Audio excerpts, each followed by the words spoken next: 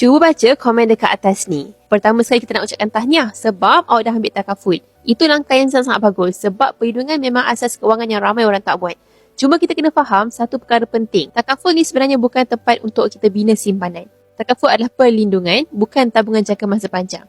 Bila kita bergantung kepada saving tunai untuk dapat balik umur 60-70 tahun nanti, risiko paling besar adalah inflasi.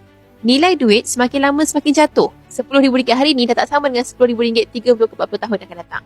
Jadi kalau tuan-puan ni jenis susah nak menyimpan sendiri, itu sebenarnya normal. Sebab duit dalam akaun bank memang senang sangat untuk dicairkan. Sebab tu penyimpan bijak dia alihkan sebahagian simpanan ke dalam bentuk emas. Simpanan yang kekal, susah nak belanja dan nilainya meningkat ikut masa. Jadi cara yang paling mudah untuk menabung emas ni adalah guna akaun emas kat Public Gold. Sebab RM100 pun dah boleh mula.